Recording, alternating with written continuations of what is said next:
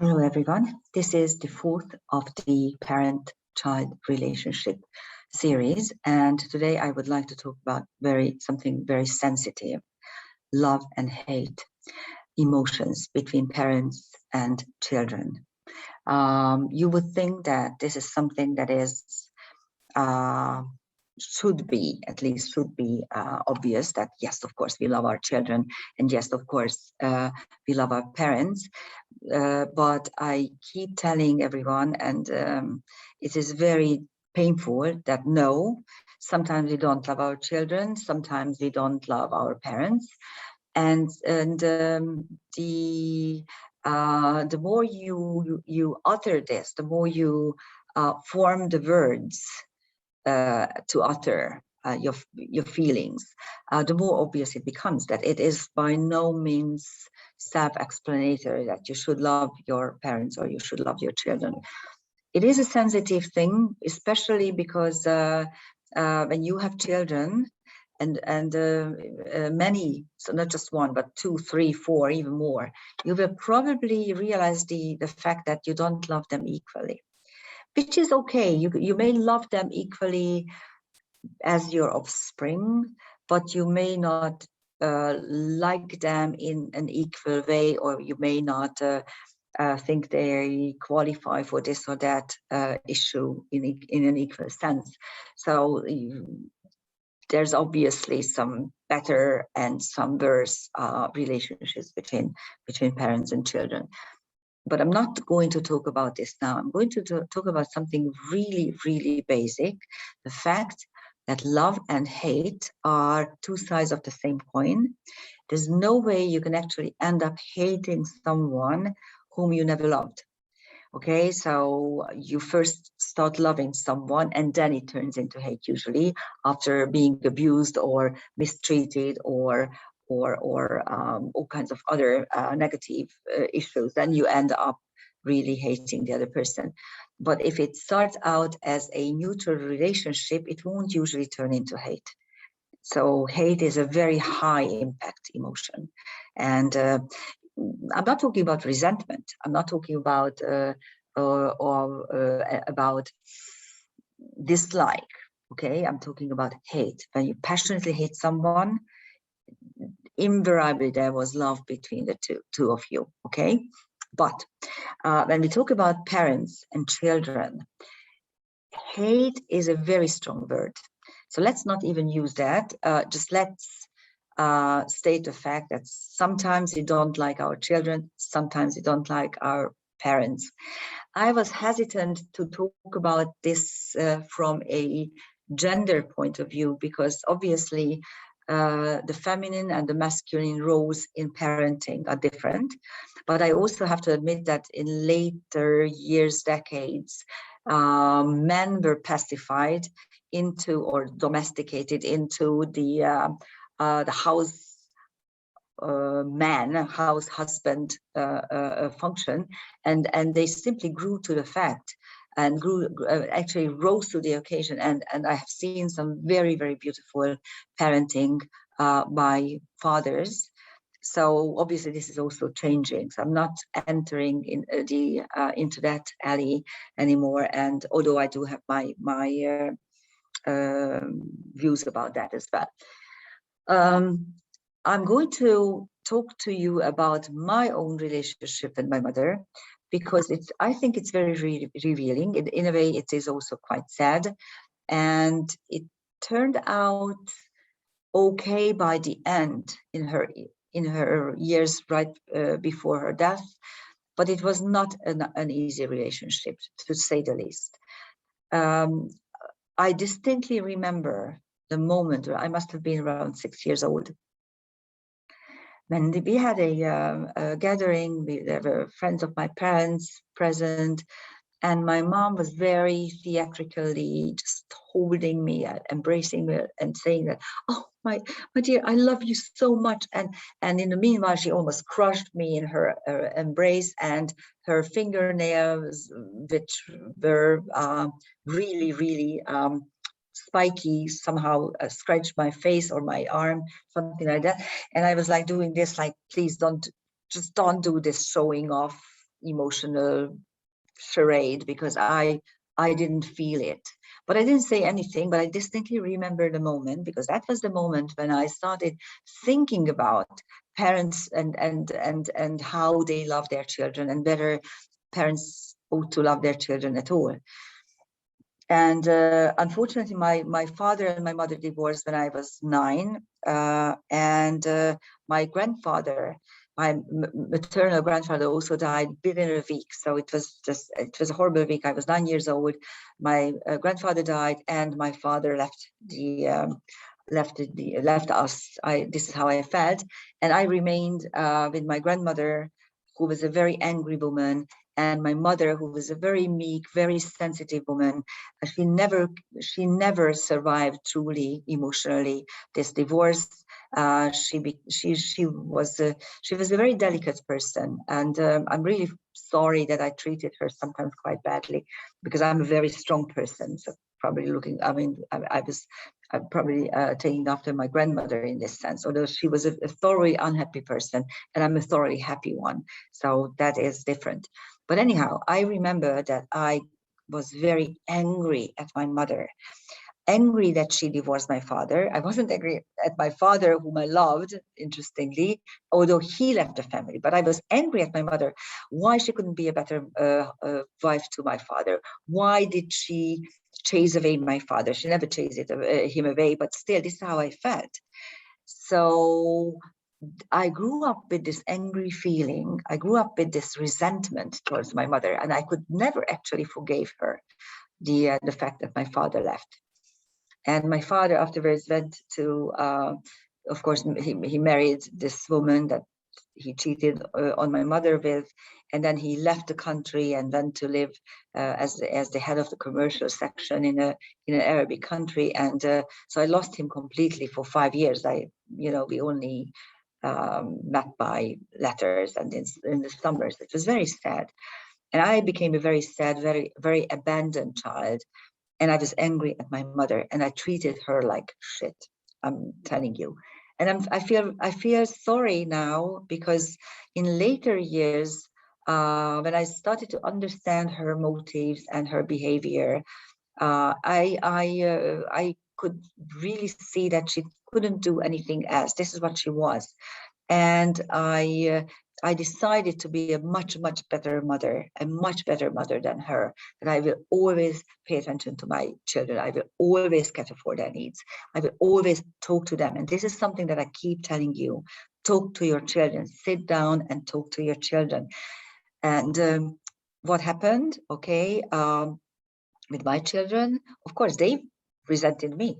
So I made not the same mistakes, obviously, because I was very cautious not to make the same mistakes, but I made other mistakes, okay? And my children were resentful as well, and they were mad at me. So what I learned from this was the fact that, okay, each person is a world. Each person has his or her own world. And whether or not you understand this world depends on two things. Number one, whether you want to learn this word, you want to understand this word truly and thoroughly, which means you need to talk to the other person. And second, do you love him or her enough to understand his word? This is something you can utilize in your relationships as well, in your romantic relationships, but in other sorts of relationships too. And if you love that person, then you will be able to get into his or her world and understand him better. Love is a tricky word again, because when we say love, most of you think of romantic love, but there are many, many ways of love, many forms of love. And when I do synastry, when I teach synastry, there are two words. I think I already talked about this a couple of times. There are two questions you need to ask. Number one, do you still love him? Do you still love her? And number two, do you still honor him? Honor is an important word, honor. When you honor someone, it means that you accept him or her as a unique being with his own set of rules, set of experiences, and you honor those experiences even if you can't understand them. Understanding comes much later. First, you need to love and honor, and then when you are able to get into that world, into that separate, completely unique world, then you will be able to love. So those are the steps you need to consider.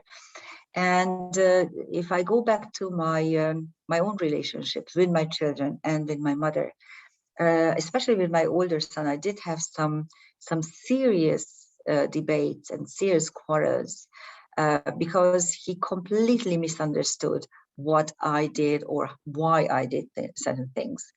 But later on, what I realized, okay, fine.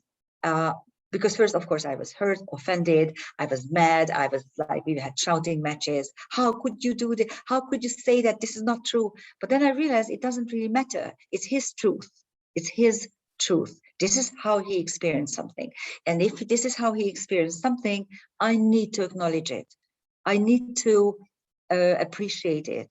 And I need to acknowledge the fact that, okay, fine, this is your understanding of something.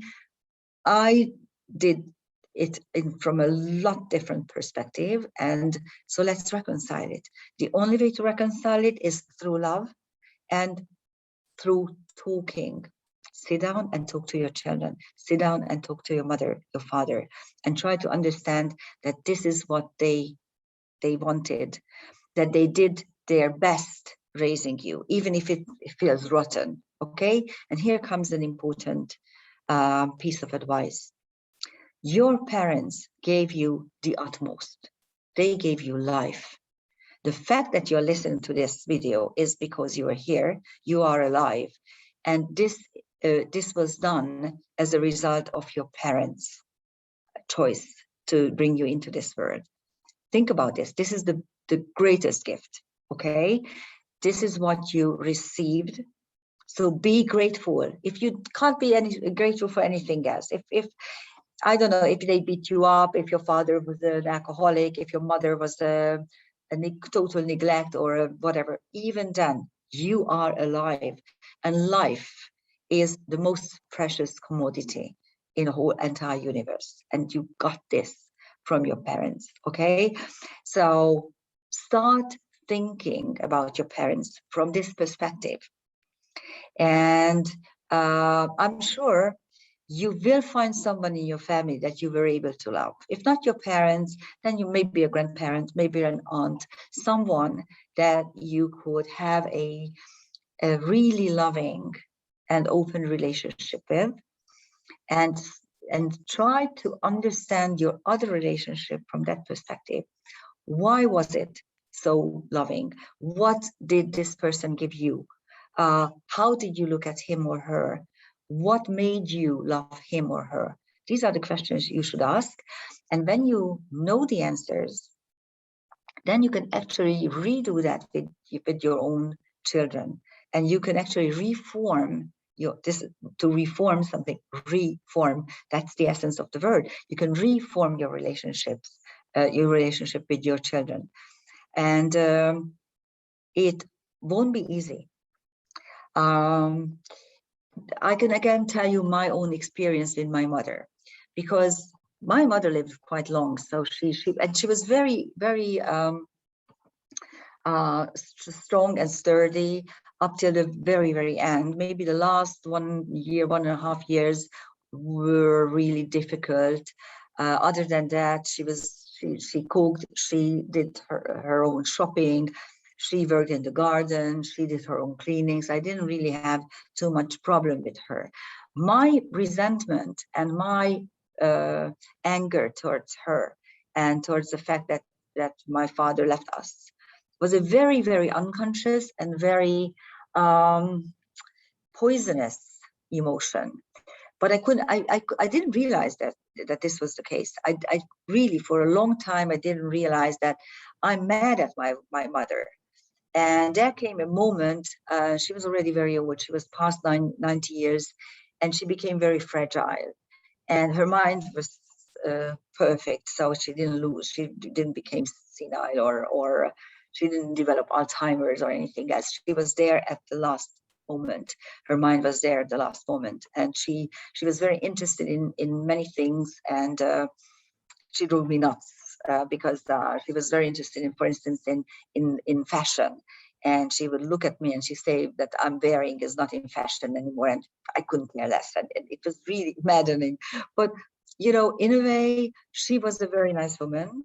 I learned two very important things from her. Number one, that when it comes a family festival, you will always have to celebrate it in an open and nice way. To give just a small gift. The gift is not important, but the celebration is. Sit down at a table, cook some nice meal, and have fun with your family. And the other thing was that she taught me how to deal with money, how, you know, the value of money and what to do with money. Well, the third thing was astrology, because she was she wasn't an astrologer, she was just interested in astrology, but that's how I started dealing with it. I started being interested in it as well. So by the end, okay, she became my child in every sense. She became my little child. And I was grateful because although there's some Virgo in me, and so I don't like smells, and I have problem with things, but for some reason I managed to do it, whatever needed to be done with her. And by the very, very end, we talked a lot, and we could reconcile. I could leave this, I could let go this resentment in me. And I'm no longer mad at myself, and I'm also no longer ashamed of it. That's why I can talk about it. And she died with my name on her mouth. So she uttered my name in her last moments. So at the same time, I never want to incarnate with her again in my life. So I decided I'm not coming back with her. It's a very, very old relationship, really, truly old. When I started to look back, you know, where did it start? All I saw was two little tiny dots, light dots in the universe, and they were going together. So it must have been really ancient. But I don't want to come back with her, and I don't want to redo it at any portion. This is how much I could do.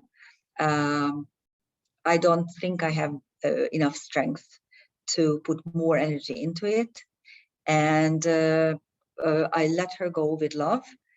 But at the same time, there's no way I can come back with her as my mother, or she as my child, or anything else. That's for sure. Whereas my children and my grandchildren could come back to me anytime they wish. This may sound strange, but this is the karma of grace. This is what Judy Hall taught us, that there's always the karma of grace, that you can always ask for forgiveness, and you can always say what you don't want to do. Okay, it's easier than what you want to do. It's much easier to utter, to form the words what you don't want to do. So this was my story. Okay, and as I said, no, don't take for granted that you love your parents or you love your children. Don't take for granted that you must love your children or you must love your parents. Don't love them first, honor them. Honor the fact that they are separate human beings. They have their own world. And if you want to understand that world, love them and talk to them and be interested in them. That's the key. And hopefully that will help you understand them more. Bye-bye. Thank you for listening.